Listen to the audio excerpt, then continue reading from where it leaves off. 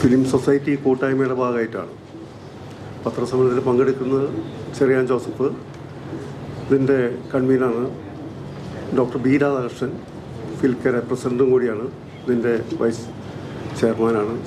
സാബു ശങ്കർ ഇതിൻ്റെ കൺവീനറാണ്. ഫിൽക്കയുടെ സെക്രട്ടറിയാണ്. കേരളത്തിൽ ഈ ഫിലിം സൊസൈറ്റി രൂപീകരിച്ചതിൻ്റെ 60-ാം വർഷം ആഘോഷിക്കുകയാണ്. 65 ജൂലൈ 5-ാം തീയതിയാണ് തിരുവനന്തപുരത്തുള്ള ചിത്രലേഖ ഫിലിം സൊസൈറ്റി രൂപീകരിച്ചത്.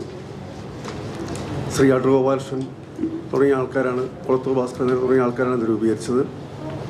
ആ ഫിലിം സൊസൈറ്റിയുടെ ഭാഗമായിട്ടൊരു ഫിലിം കോപ്പറേറ്റീവ് സൊസൈറ്റി ഉണ്ടായിരുന്നു. അതിൻ്റെ ഭാഗമായിട്ട് സ്വയംവരം എന്ന ആദ്യത്തെ സിനിമ പ്രൊഡ്യൂസ് ചെയ്തതാണ്. ഈ ചിത്രലേഖ ഫിലിം സൊസൈറ്റിയാണ് കേരളത്തിലെ ഫിലിം സൊസൈറ്റി പ്രസ്ഥാനത്തിന് തുടക്കം കുറിച്ചത് 65-ൽ. അതിനുശേഷം നിരവധി ഫിലിം സൊസൈറ്റികൾ കേരളത്തിൻ്റെ മറ്റ് പല ഭാഗങ്ങളിലായിട്ടുണ്ടായി.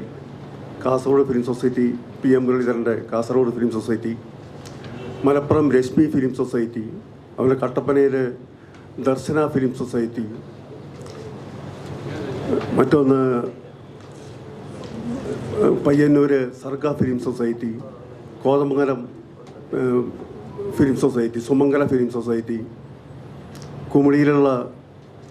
കുമളിയിലത്തെ ഫിലിം സൊസൈറ്റി, അങ്ങനെ ആ സൊസൈറ്റികളൊക്കെ Surya society, Chalachitra film society, ഇവരൊക്കെ ആ പീരീഡിലൊരു 75-80 കാലഘട്ടത്തിലുണ്ടായിരുന്ന ഫിലിം സൊസൈറ്റികളാണ്.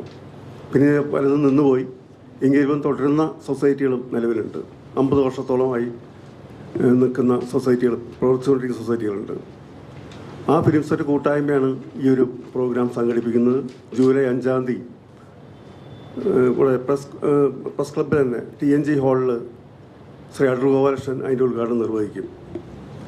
അന്ന് കഴിഞ്ഞ ഒരു 50 വർഷക്കാലത്തെ ഈ പ്രവർത്തനങ്ങളിൽ പങ്കെടുത്തിട്ടുള്ള ഫിലിം സൊസൈറ്റികൾ പ്രവർത്തകർ പലരും ഇന്ന് വയ്യാണ്ടായിട്ടുണ്ട്. അവരെല്ലാവരെയും ആദരിക്കുന്നൊരു ചടങ്ങും കൂടിയാണത്.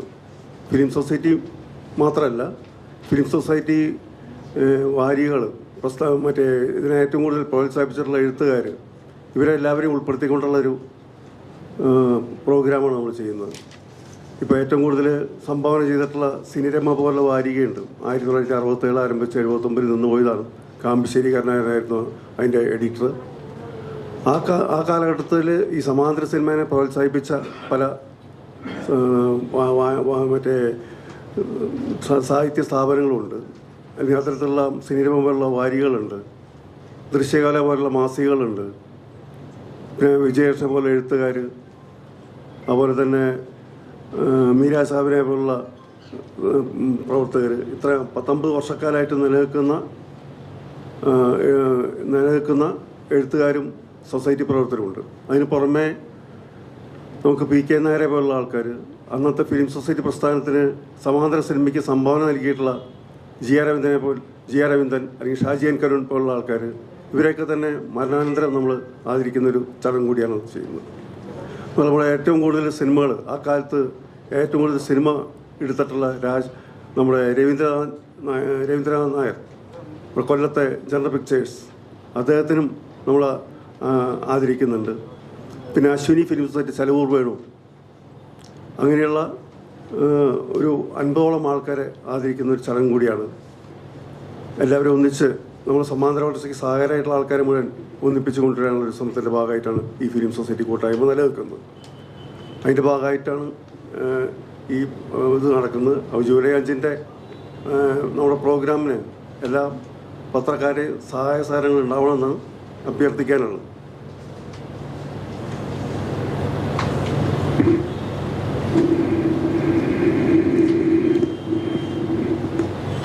ഇതിനിടയിൽ ഇതിൻ്റെ പ്രാധാന്യം, ഈ ഫിലിം സൊസൈറ്റി പ്രസ്ഥാനം എന്താണെന്നുള്ളതിൻ്റെ ഒരു പാരഗ്രാഫ് പറയാം.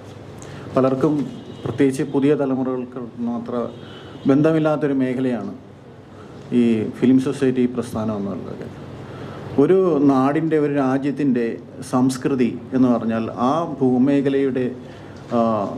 ഭൂമേഖലയുടെ സവിശേഷതകളുമായി രൂപപ്പെട്ടു വരുന്നതാണല്ലോ സ്വാഭാവികമായിട്ടും ഒരു സംസ്കാരം എന്ന് പറയുന്നത്. ആശയവിനിമയവും ഭാഷയും മറ്റെല്ലാവിധ കലാരൂപങ്ങളും ഒക്കെ ആയിട്ട് ബന്ധപ്പെട്ട ഒരു സാംസ്കാരിക നിർമ്മിതി, രൂപം.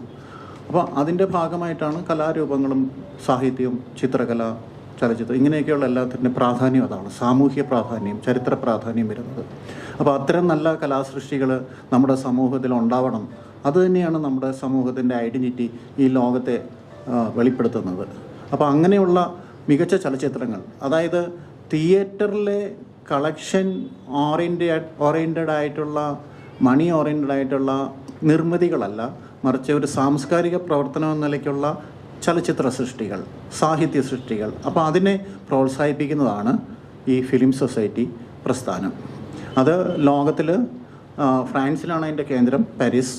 അത് അവിടെ നിന്ന് അത് ആരംഭിക്കുന്നു. ഇന്ത്യയിൽ സത്യജിത് റായിയാണ് അതിൻ്റെ അഫിലിയേഷൻ എടുത്ത് federation of film societies of India എന്നുള്ള പേരിൽ ആരംഭിക്കുന്നത്. അങ്ങനെ എല്ലാ സംസ്ഥാനങ്ങളിലും ഓർ റീജിയണലായിട്ടുണ്ട്, കേരളത്തിനുമുണ്ട്. അപ്പോൾ അതിൻ്റെ ഒരു ഭാഗമായിട്ട് 65 അടൂർ ഗോപാലകൃഷ്ണൻ്റെ നേതൃത്വത്തിലും മറ്റുള്ള സഹപ്രവർത്തകരുടെ നേതൃത്വത്തിലൊക്കെ ആയിട്ട് ഇവിടെയും കേരളത്തിലും ഈ പ്രസ്ഥാനം ആരംഭിക്കുന്നതും അത് പടർന്നു പിടിക്കുന്നതും. അപ്പോൾ ആ ഫിലിം സൊസൈറ്റികളിലൂടെയാണ് ഒരു ചലച്ചിത്ര സംസ്കാരം നമ്മുടെ മലയാളികൾക്ക് സംഭാവന ചെയ്തിട്ടുള്ളതും ഒരു എഡ്യൂക്കേറ്റ് ചെയ്തിട്ടുള്ളതും അതേപോലെ തന്നെ നല്ല സൃഷ്ടികൾ ഉണ്ടാകാനായിട്ടുള്ള പ്രചോദനം ഉണ്ടായിട്ടുള്ളത്.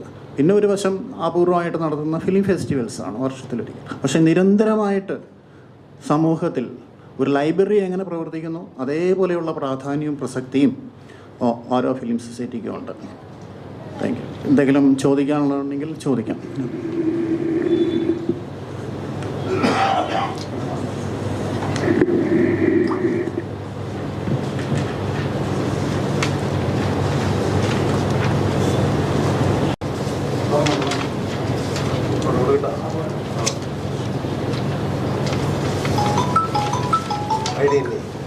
ID